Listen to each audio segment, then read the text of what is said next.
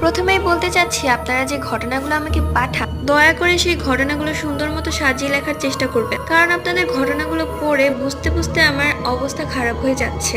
যাই হোক, একটি ঘটনায় আসি। আপু, আমি একটা গল্প বলছি, প্লিজ আমার গল্পটা নিও প্লিজ।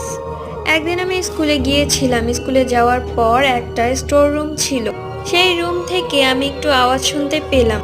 সাথে সাথে আমি শিক্ষককে বলি যে ওই ক্লাসরুম থেকে আওয়াজ বের হচ্ছে। তারপর শিক্ষক ওই ক্লাসরুমে ঢুকলেন। ঢোকার পরে শিক্ষক দেখতে পেল এক বুড়ো মহিলা চুল ছেড়ে দাঁড়িয়ে আছে। এই দৃশ্য দেখে টিচার অজ্ঞান হয়ে গেল। এই গল্পের একটু হলেও আগামাথা যদি আপনারা বুঝে থাকেন, তাহলে অবশ্যই আমাকে কমেন্ট করে জানাবেন, কারণ আমি এই গল্পের আগামাথা কিছুই বুঝতে পারিনি। তারপরও গল্পটা আমার নিতে হলো, কারণ সে আমাকে অনেক বেশি রিকোয়েস্ট করেছে। অ্যান্ড আজকের গলাটা আমার একটু ভালো লাগবে না জানি, কারণ আমার একটু ঠান্ডা লেগেছে। সো সবাই আমার জন্য